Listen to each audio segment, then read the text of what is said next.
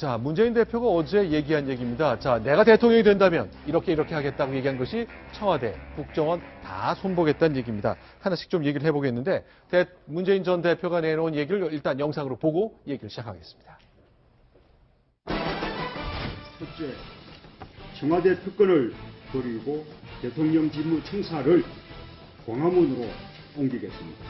대통령의 24시간도 공개하겠습니다. 둘째, 검찰 권력을 제어하기 위해 일반적인 수사권을 경찰에 넘기고 검찰은 기소와 공소 유지를 위한 보충적 수사권만 갖도록 할 것입니다.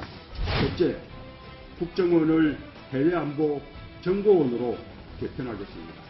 국내 정보 수집 업무를 전면 폐지하고 국제범죄를 전담하는 최고의 전문 정보기관 재추발하게 하겠습니다. 자, 굉장히 담대한 것으로 이제 이해가 됩니다만, 임수정 기자. 네. 일단 청와대의 광화문 이전 얘기부터 얘기를 좀 해봐야 되겠습니다. 네. 실제로 청와대 버리고 광화문 종합청소를 오겠다, 그거죠? 네, 청와대는 이제 일종의 관광지처럼 이제 사람들한테 개방을 하고 이제 대통령이 된다면 정부 서울청사로 이전을 해서 광화문 사무실 시대를 열겠다는 건데 네. 문재인 전 대표 측근들이 문재인 전 대표가 저 부분에 대한 생각이 굉장히 확고하다라고 이야기를 하더라고요.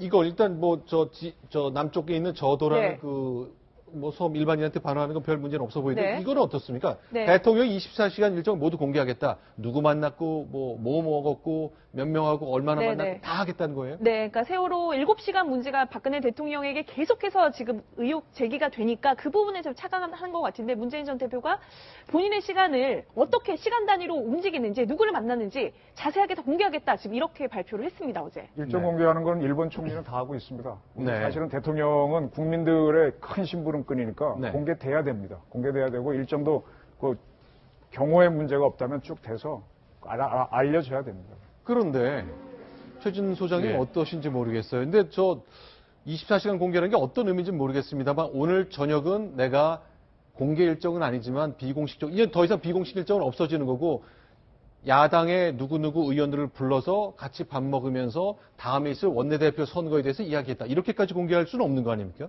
그렇죠.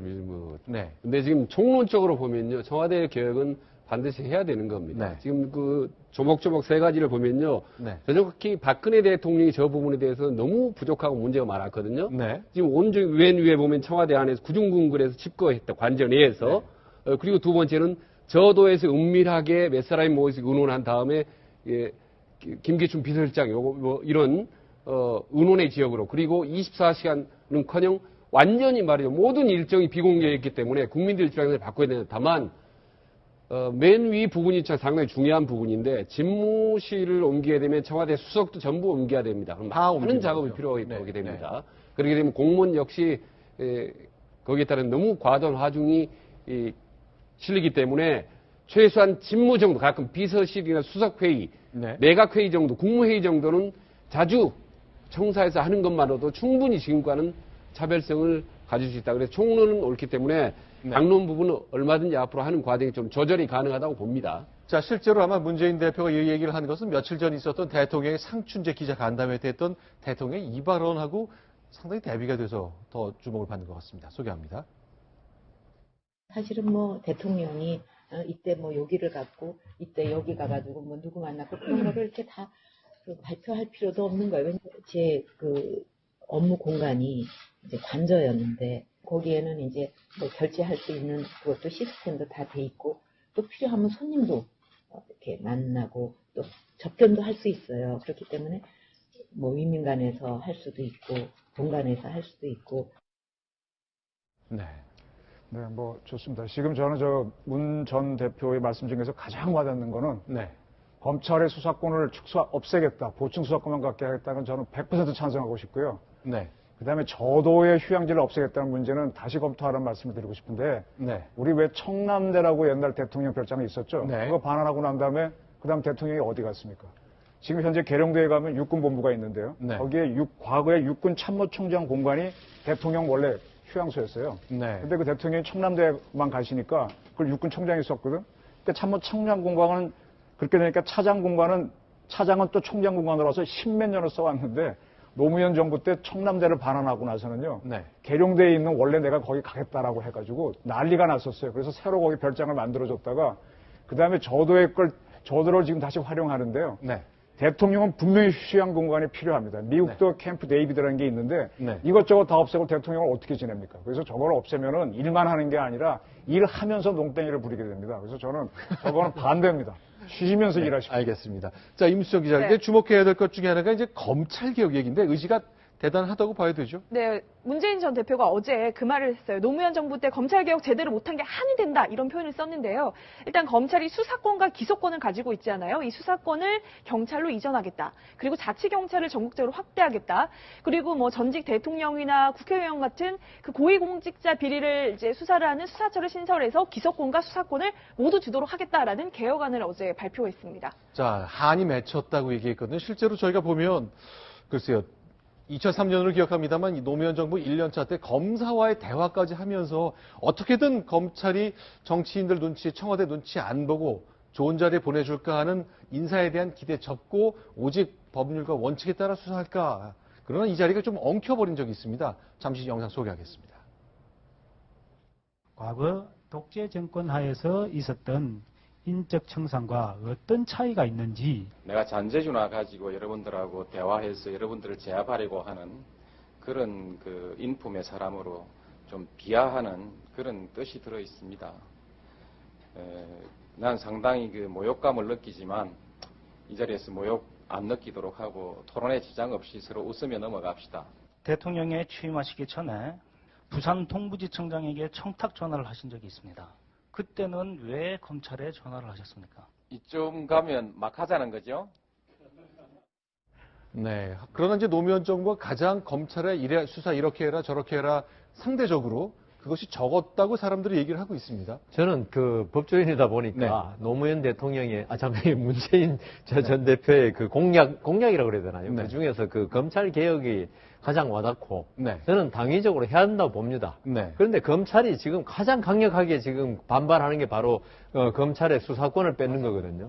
네. 그런데 저는 어떻게 비유하냐면은요. 네. 검찰이 수사권과 기소권을 함께 가지고 있는 거는 마치 채권자가 있죠. 네. 채무자 자기 집에 불러놓고 그 각서 쓰게 하고 진술서 쓰게 한다면 그거 가지고 소송하는 거와 똑같다. 네.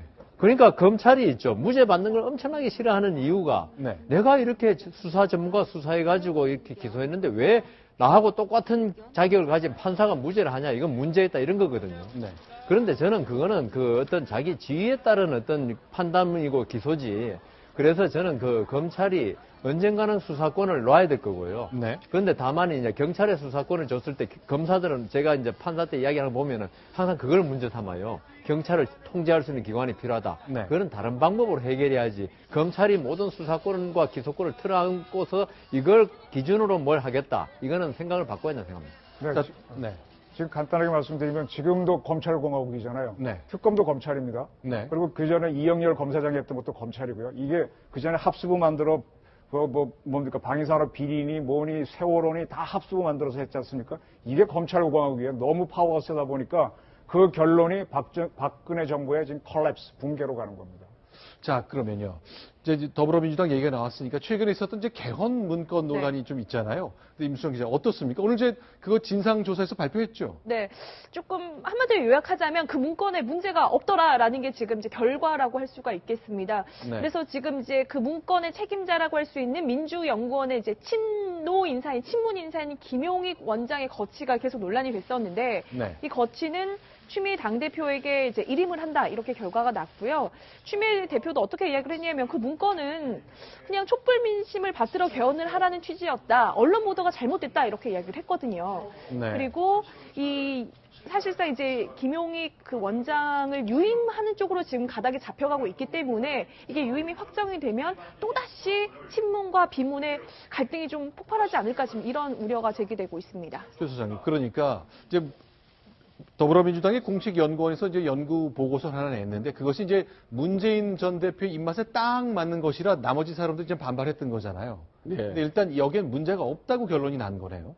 예, 그렇습니다. 지금 대선이 얼마 남지 않았습니까? 그래서 이제 다른 주자들이 아주 예민하게 네. 지금 상황을 지켜보고 있고 그리고 지금 비문을 네. 그룹을 연대한다라는 이런 상황이 지금 벌어지고 있는 와중에 저런 문건이 나왔기 때문에 이제 아주 저는 이제 전선이 좀 확대되고 있다고 보고요. 네. 그런데 조금 전에 말씀드린 이제 국정원 개혁 부분은 잠깐 언급을 하고 싶은데, 예. 네. 왜냐하면 청와대에 이어서 검찰에 이어서 국정원도 반드시 개혁을 해야 된다고 봅니다. 왜냐하면 네. 지금 중앙정보부라 해서 안전기획부로 이름을 지금 바뀌었지 않습니까? 네. 그리고 요번에 이제 국정원으로 개혁을 해서 그동안에 많이 개혁이 이루어졌지만 요번에 이제 블랙리스트 건이 터지면서 국정원이 또 정치에 깊이 개입하고 있지 않나라는 이제 그런 비판을 받고 있는데, 네. 아무튼 차제 다음 정부에서 네. 문재인이든 누구든 간에 그 어느 후보가 대통령이 되든 네. 국정원의 개혁은 반드시 이루어져야 된다라는 부분. 알겠습니다.